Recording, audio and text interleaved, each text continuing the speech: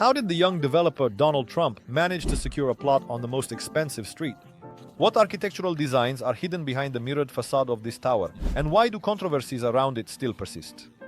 Today, I will dissect Trump Tower, from the foundation to the spire, from the shine of bronze to the concrete frame. However, this story is not about architecture, but about ambition and the American dream. The conquest of Fifth Avenue. In 1978, Donald Trump was only 32. Even then, he stood out for his drive, vanity, and inability to settle for supporting roles.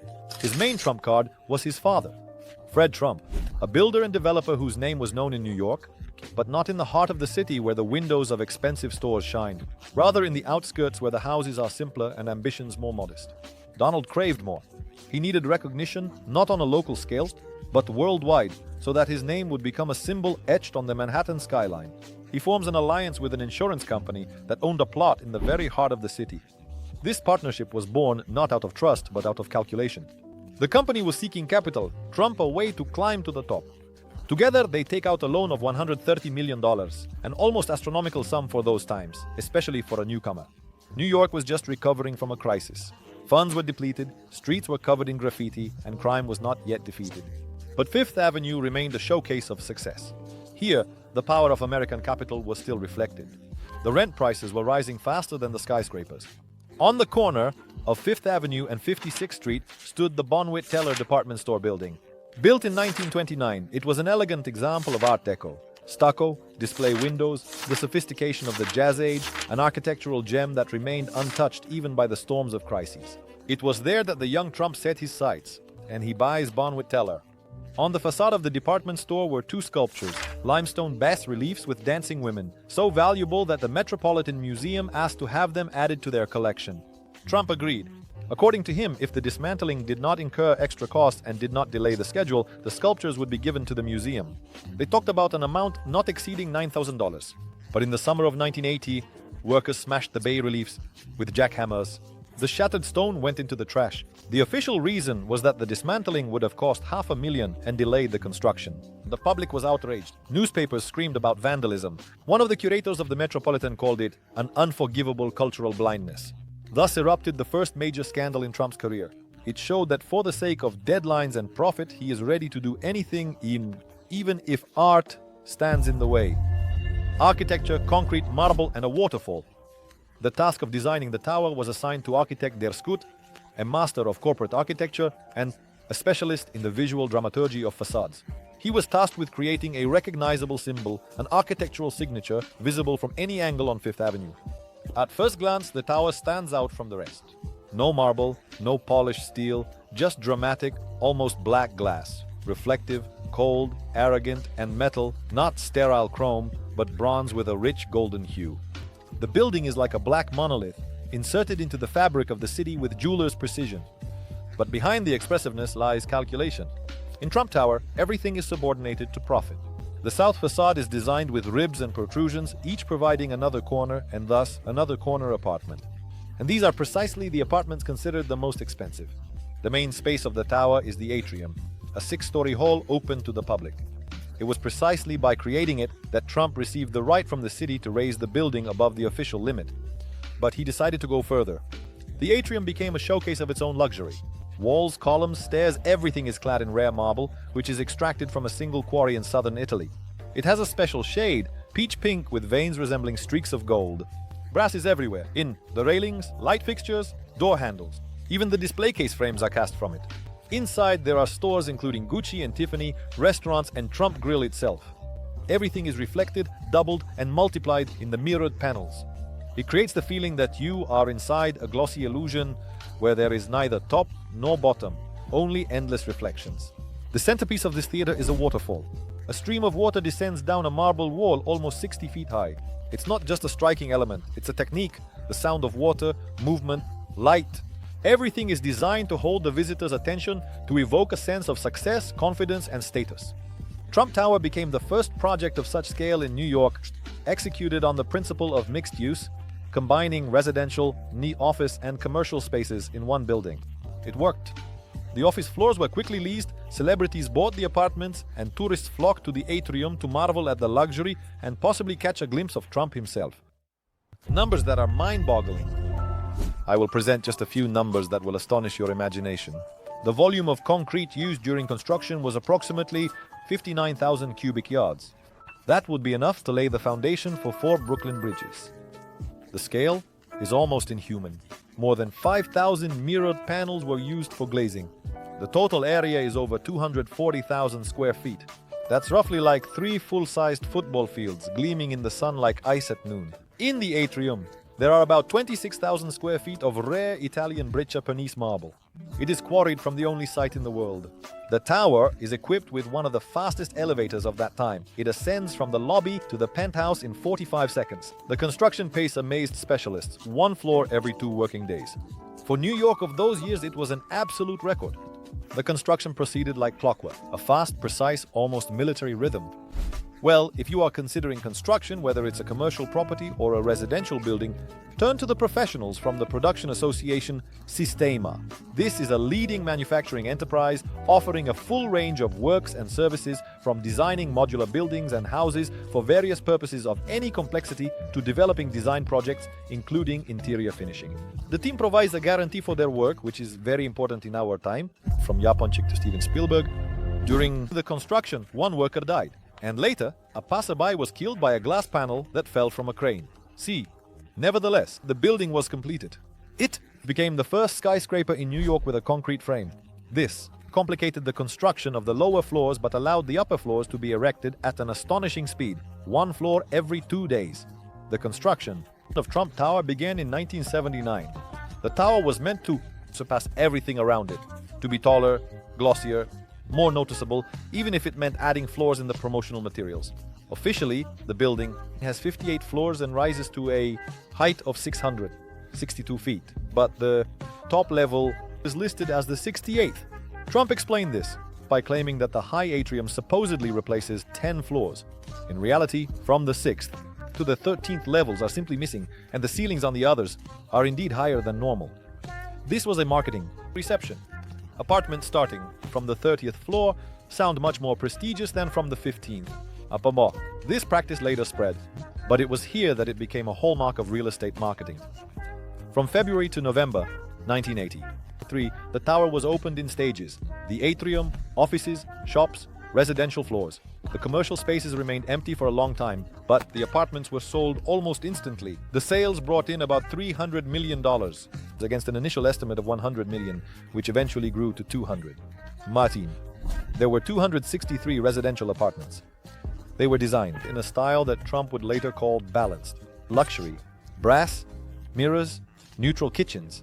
It was here that scenes from the TV show The Apprentice were filmed, including the one particular boardroom where verdicts were delivered to participants. Later, this room became a political headquarters. The tower ultimately merged with Trump's image. The penthouse, a 3-level space with an area of about 11,000 square feet. Initially, it was designed by Angelo Donghia in a black and white palette, but over time the interior changed. Gold, columns, stucco. A style reminiscent of Roman luxury, reimagined through the tastes of the 80s. Trump lived here with Melania and their son Barron. Among the tower's residents are well-known names. Actor Bruce Willis, director Steven Spielberg, actress Sophia Loren, footballer Cristiano Ronaldo, Mexican magnate Juan Beckman, former president of Haiti Jean-Claude Duvalier. In the 90s, Michael Jackson also rented an apartment here. Among the tenants was even Vyacheslav Ivankov, also known as Japonchik, associated with the Russian mafia. Among the tenants are Qatar Airways, the North American Football Association, the Industrial and Commercial Bank of China rented 3 floors and paid about $2 million a year. Later, the tenants included Trump's presidential campaign and subsequently the political committee associated with it. The tower has repeatedly been the scene of tragedies. In 2018, a fire on the 50th floor claimed the life of art dealer Todd Brasner. The cause was overheating of the wiring. The fire protection system did not meet modern standards. There were no sprinklers in the apartments. In the same year, another fire occurred, and in 2020 the phrase "Black Lives Matter" appeared on the sidewalk at the entrance. An action. The inscription "Black Lives Matter Vietnam Action" organized by the mayor of New York. Trump himself called it an insult. Trump Tower in show business. In the cult film Home Alone 2, Lost in New York, in the interiors of Trump Tower, a scene unfolds in which young Kevin McAllister, lost in the Plaza Hotel, asks a passing man, "Excuse me, where's the lobby?" and receives the reply, "Down the hall and to the left." The passerby is Donald Trump, the owner of the hotel at that time. His appearance lasts only a few seconds, but it has entered the cultural memory of the era. Although the scene in the plot takes place in the Plaza Hotel, many of the interiors for particularly luxurious lobbies and staircases were actually filmed in Trump Tower. Trump Tower in New York attracts filmmakers. It has often served as a backdrop or active location for Hollywood stories. In The Dark Knight Rises, its interiors served as the fictional headquarters of Wayne Enterprises, the very corporation behind which Bruce Wayne stands, who is also Batman. In the action comedy The Other Guys, the heroes crash into the tower building with a car.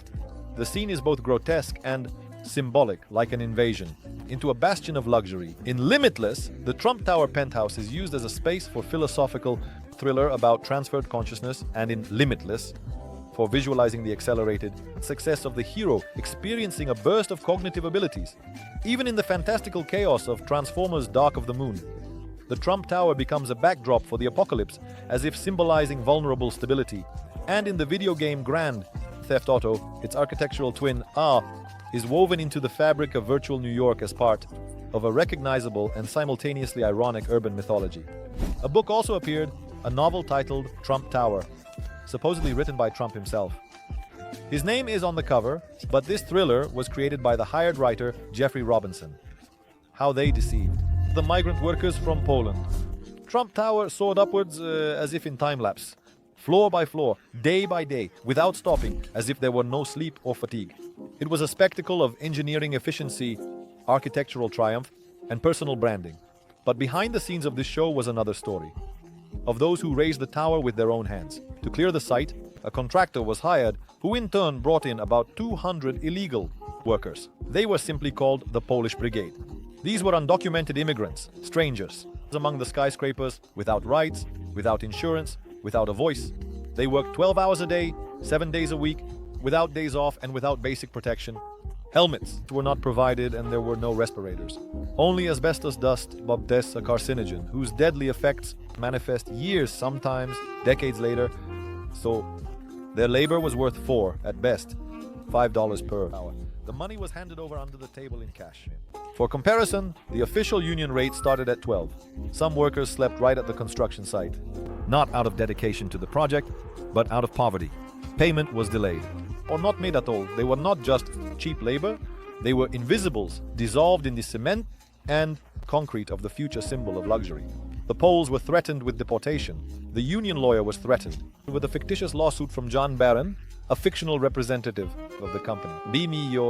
It was later revealed that this name was used by Trump himself. The trial lasted 16 years. In the end, compensation was paid, $1,375,000. When the tower was already dazzling on Fifth Avenue, one of these workers filed the lawsuit. He was supported by the union. The legal battle stretched almost 20 years. The court found Trump guilty of evading payments to union funds. Compensation was paid secretly, as part of a settlement agreement. The amount remained undisclosed, but the precedent remained in memory, like a scar under makeup. Political, Trump's campaign headquarters. The best tower in the best location, he said. Trump. And he repeated it until the entire market believed it. And now, architecture as a spectacle, legal maneuvers, marketing as a strategy. All of this turned the building not just into an object, but into a brand. But since the early 2000s, the tower increasingly became the stage for not architectural, but political events. It was from here that Trump ran his campaign. It was in the tower's lobby that he announced his candidacy for president. After the 2016 election, Trump Tower became the White House of the North. Within these walls, meetings were held with generals, advisors, and heads of state. Fifth Avenue was blocked off, barriers were set up. Neighbors complained, life turned into a siege. The tower found itself at the very epicenter of a political storm. At its walls, protesters stood day and night. Some shouted words of support, others protested. Here, against the backdrop of the gleaming facade, ideologies, fears and hopes clashed. Trump Tower transformed from a symbol of success into a symbol of division. See it. The decline of the tower. No more. Nowadays, the shine that once enveloped the tower has faded. Today, its architecture seems almost naive, so ostentatious of its luxury. But that's the point. The building became a mirror of the era in which it was built, and of the person who shaped that era. It began to look abandoned, out of place in the landscape of a changed New York. Why? By 2, in the year 24,000, there was only one left in the building.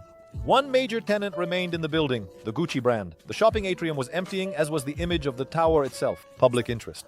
Cooled, but that doesn't mean the interest disappeared. It just changed direction. Now the attention to Trump Tower came not from tourists, but from prosecutors. The State Attorney General's office. New York and the Manhattan District Attorney's office focused their efforts on this building as a key element in a chain of suspicious operations related to inflating Donald Trump's capital size to obtain loans. The tower is no longer a trophy, but evidence. And what do you think about Trump Tower? An architectural masterpiece, a symbol of ambition, or a marble monument of an era that we are only beginning to truly understand? Write in the comments, share this video if it gave you a new perspective on a familiar silhouette. And don't forget to subscribe. We have many more stories ahead, hidden behind the facades.